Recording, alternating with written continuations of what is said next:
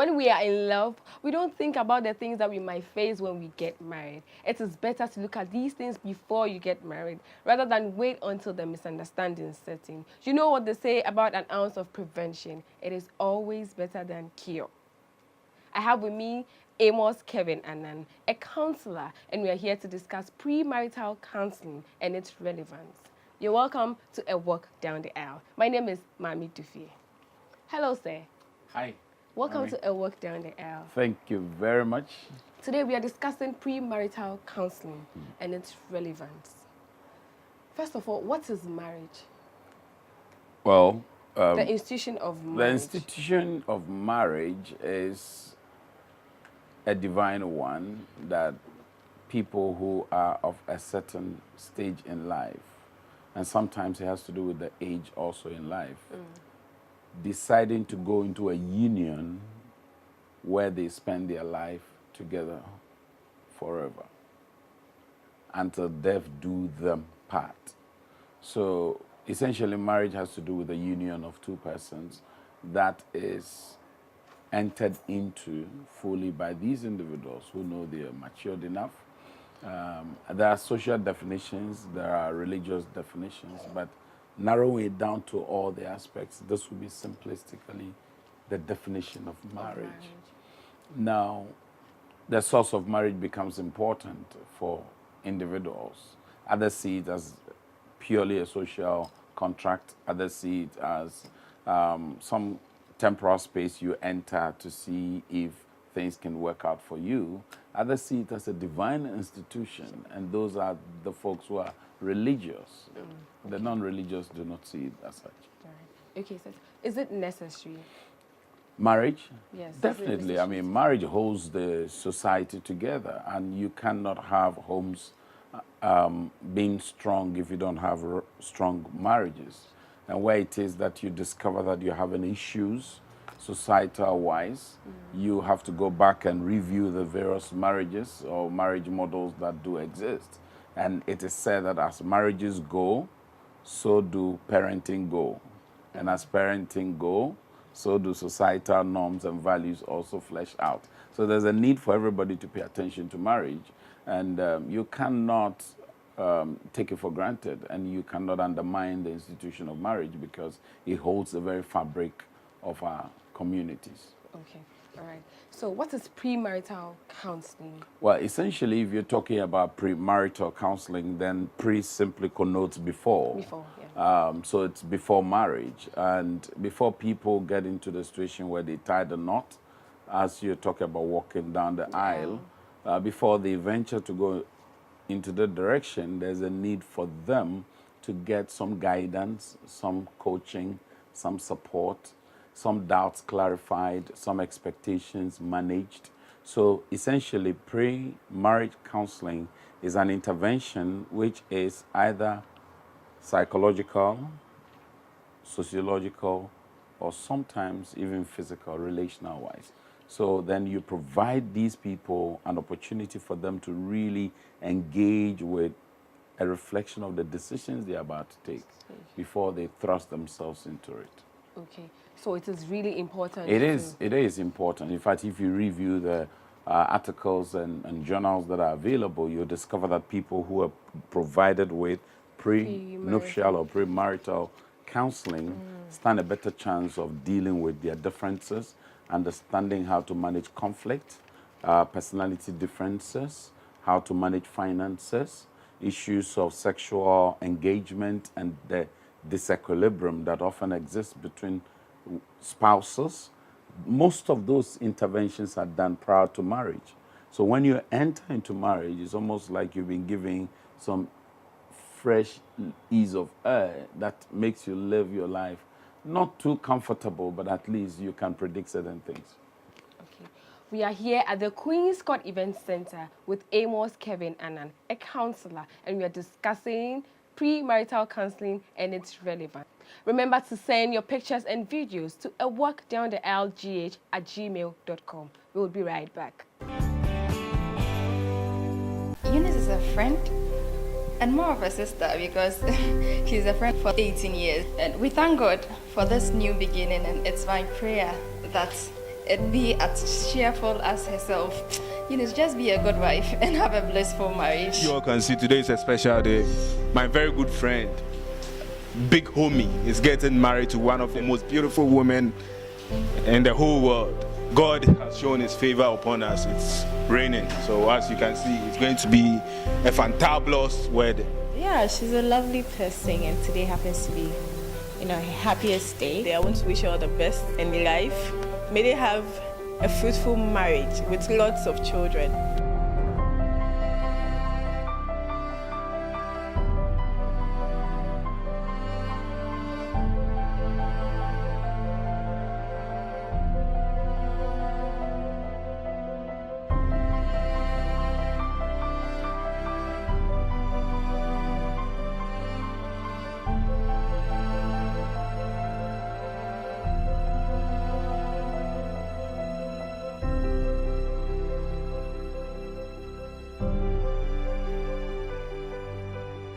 And that's why I now I can't over.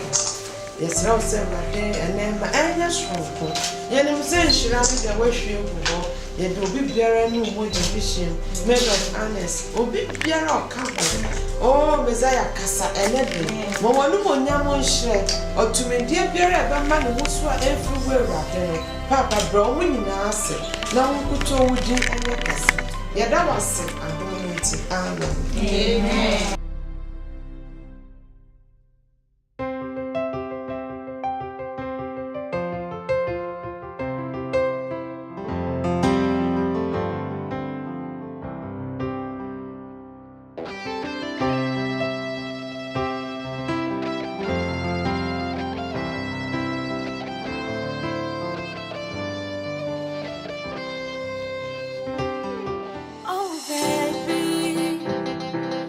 Tell you how I feel, come closer. Can you feel my heartbeat? Oh baby, let me put my hand in yours, come closer. Can you feel my heartbeat? And as long as this beat is playing in my heart, there's nothing I wouldn't do to make you love me.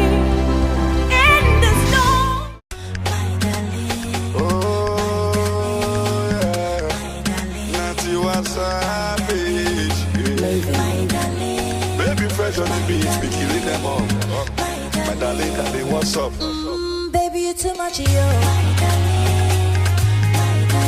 My love you. Ladies and gentlemen, I'm going to lovely. Without my baby today. Oh, baby, I love you. I could do anything for you. They're very sophisticated, lady right.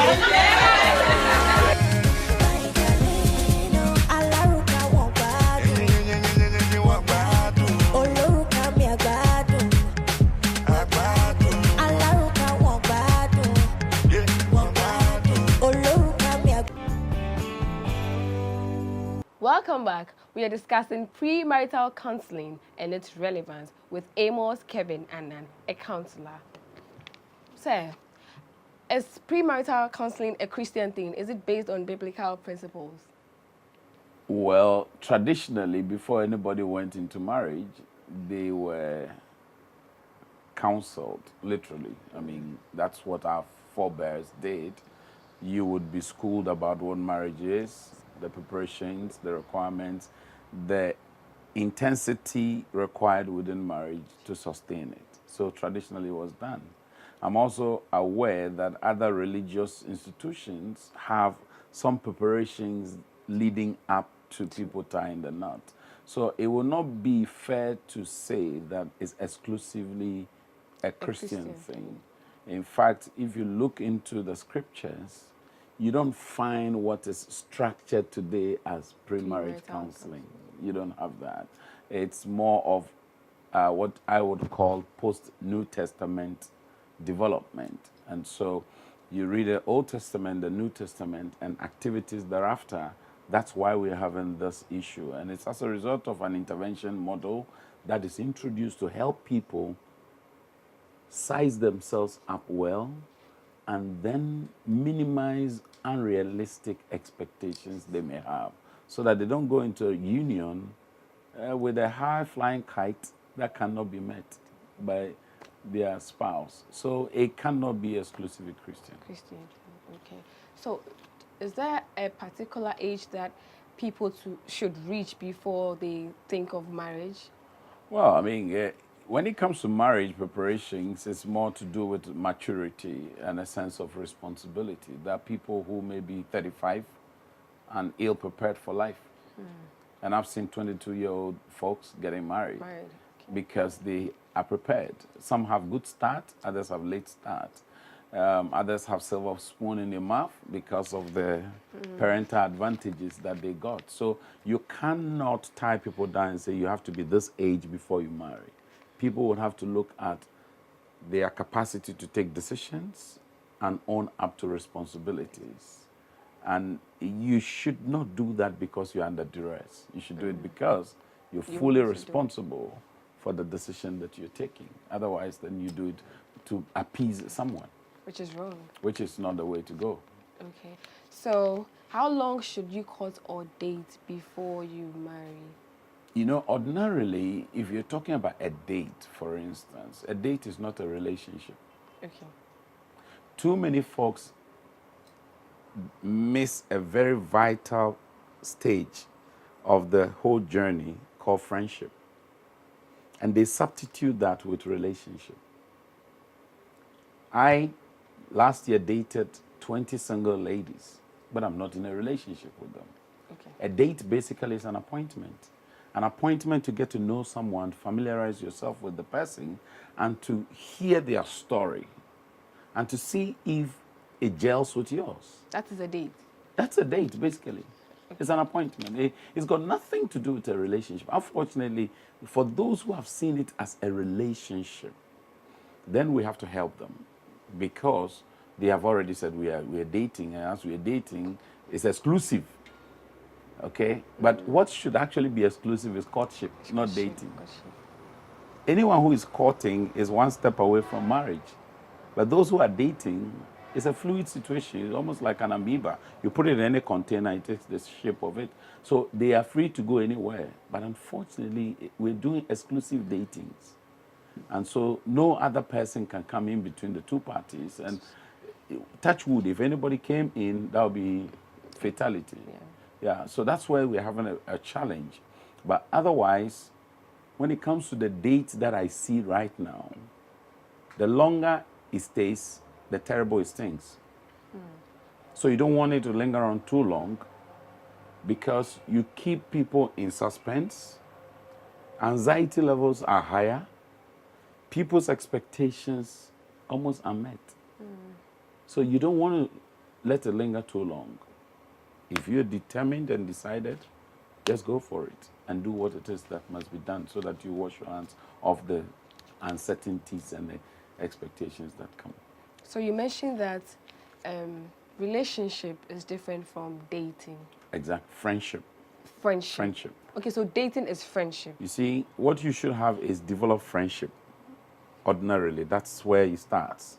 So you have, let's say, this setting. Assuming it's an office, we have 20 ladies and, say, 10 gentlemen. A gentleman can be friendly with about, say, 5 of them. His intention is not to say, starting off with, I'm going to marry you, which is what we see right now. The guy sees you, beautiful lady, long hair, vital statistics intact.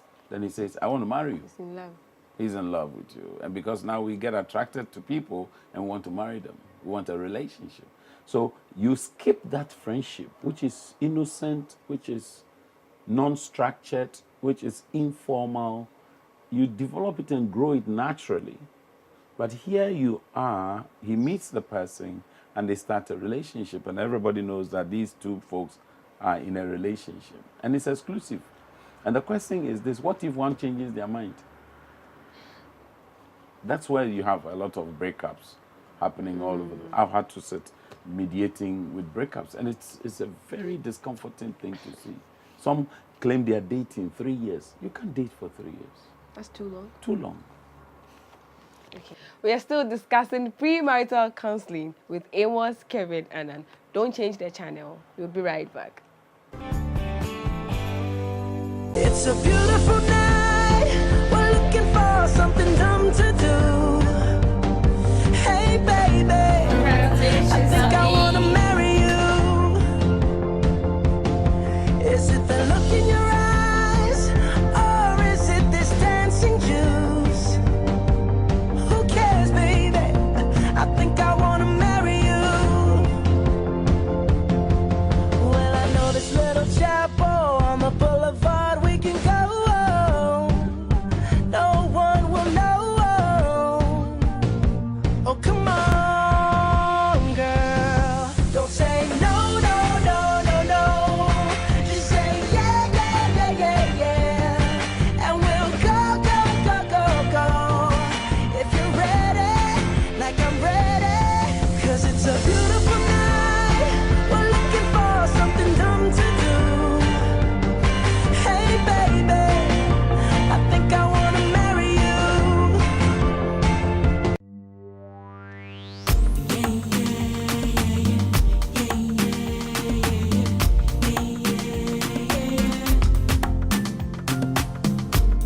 Forever and ever, forever and ever, ever, ever. Forever and ever, forever and ever, ever, ever. I'm here for you I'll be a fool. You're my heart desire, you're my life wire. Your love is true, you got me feeling so blue.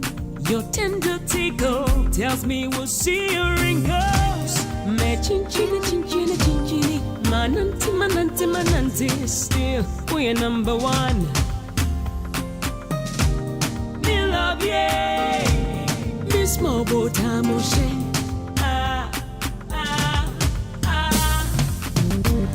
Forever and ever, forever and ever, ever, ever. I'll be yours.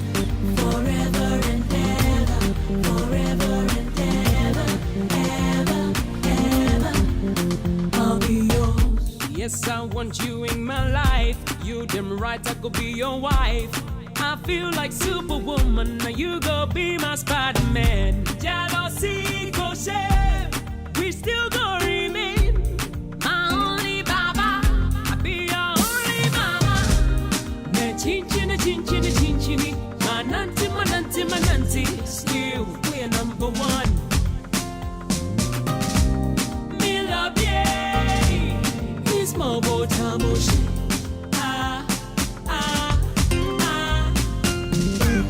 Forever and ever, forever and ever, ever, ever. Forever and ever, forever and ever,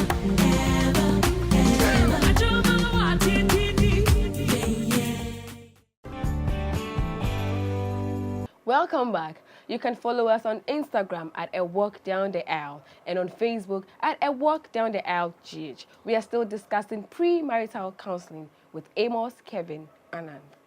So, premarital counseling, is it necessary? Looking at the fact that now you can always just get on the internet and read something. People think that they can get all the information they need on the internet. Do you think it is still necessary? Well, to the extent that you understand what you're reading. Okay. Because you see, what we should not lose sight of is that the fact that I have access to a lot of information does not necessarily translate into understanding. And to the extent that premarital counseling intervenes to provide one guidance, coaching, support, to be clear in their minds about the weight of the decision they are taking, you are better off if you're engaging with somebody who is a neutral arbiter, who has no bias or leaning towards any party, because it's also a process of discovery. When you have love for someone, it's a different thing when you settle in marriage. Because love before marriage is oftentimes spontaneous. You do a lot of things on impulse, a lot of things suddenly. They thrust upon you. But when you marry, every love expression must be intentional. Otherwise, you never do it. Okay. And so it is always said that love before marriage and love after the union is consummated, they would always be different. And so the preparation support is needed for you if you get it from the right source. Of course, I mean, I have to underscore that. Okay. So what would you say about courtship? Yes, like I said earlier, courtship has got more to do with people who are now settled and they start making preparations, start buying stuff, talking to those who are going to be in charge of an event. Those are the people who say that we now are sure we can live together ever after. Okay? And so they are in a state of courtship. It's like the lion. It is said that the lion, when the lion sees a lioness, what it does is that if that is its partner, usually it would urinate around it as a circle, and that's a court. And that wards up any intruders that will come into that domain. So the sense of courtship is this, that we have caged ourselves and we have no options now. We're just one option, which is towards the aisle.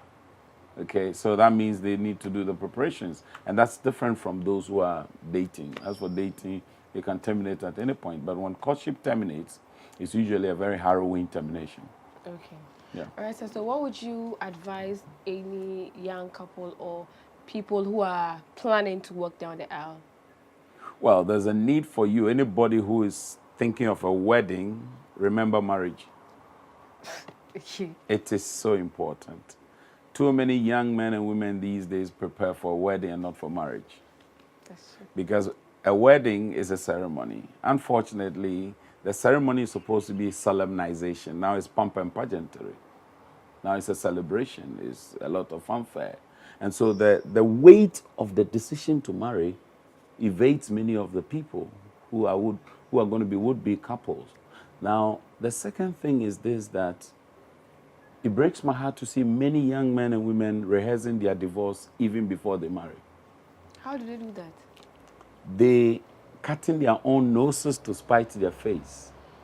They start a rendezvous of infidelity, cheating and unfaithfulness, disloyalty, mistrust, suspicion, diabolic inklings. All those things then go into a very complex bundle.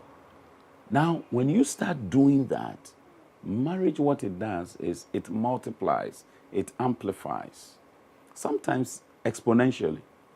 And so if you bring somebody down the aisle to the altar, you must always remember the altar which is there does not alter character. It's an altar all the same, but it doesn't change character. And whatever character you present to the altar, the blessing that comes upon it may grow it. It's like an infected seed. When you plant it, the infection multiplies in the fruit that it bears. So is a wholesome seed multiplying after its kind, because marriage does not cure infidelity.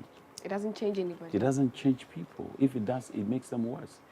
So there's a need for people who are going to marry now to pay attention to those kinds of values. What kind of values undergirds my behavior? Am I committed? Am I loyal? Am I going to be there for this individual? Are we coming in with a 50-50 mindset? Which secondary school, when I was in Kufori Tech, we used to have NC, no contribution, no chop. Now, would people go into marriage thinking the same way? No, that's not how you go it. Are you going to have your friends elevated about your spouse? Anybody who goes to marriage must understand that there's nobody the level of your spouse on earth. Your father, your mother, that's why it says, for this reason you leave father and mother. The word leave does not mean abandon. It simply means that you elevate this relationship above that, because your wife and you are one flesh. And your father and mother are not one flesh with you. Your brother and sister, they're not one flesh. Your friends are not one flesh. Your working colleagues are not one flesh with you. So on earth, if you have anybody the level of your spouse, you're in big trouble. So those are the building blocks for marriage, and people should have those clear understanding. Otherwise, you go in and you live your life as a single fellow. Because there are too many people who are married, but still feeling and living as single. Thank you very much, sir, for honoring our invitation. Any I have day. learned a lot, and I know my viewers have too, especially the young men. I know they have learned a lot. Why the young men? Because they know why. All right, They know okay. why. All right, so I have a gift from Kente Queen to you, wow. and this is to say thank you All for right. coming. I wish my wife was here to receive it for me. Oh, Mrs. Annan, Thank you. this is to you and your husband. All right, okay, so that's it. Thanks. This has been a walk down the aisle. Thank you very much for watching. You can follow us on Instagram at A Walk Down the Aisle and on Facebook at A Walk Down the Aisle GH. Big thank you to my crew, Encore Media, Blaze Pictures, Kente Queen, Click Africa, and to my glam team, Tres on Hair Estelle for my hair, and to Makeup by Ashley for my makeup. See you same time next week. My name is Mami Dufi. Let's get interactive on our social media platforms. On Facebook at A Walk Down the Aisle GH, on Instagram at A Walk Down the Aisle, and on Twitter at AWDA Ghana. You can also send us your comments via the WhatsApp number on your screens. Send your pictures and videos to awalkdowntheaislegh@gmail.com. Makoma bo mi bang bang bang me freo anase mi nya o ma un konna mi nkosu baby Enka Mr. Playboy dear Kebani send me who Obama makoma bo mi bang bang bang but this feeling is so different. What reason will I give my heart if I should let you go, baby? Cause I wanna know you. And the sweetie, because I'm in the hoodie, come walk into where I be. I show me so sad, be seeing them.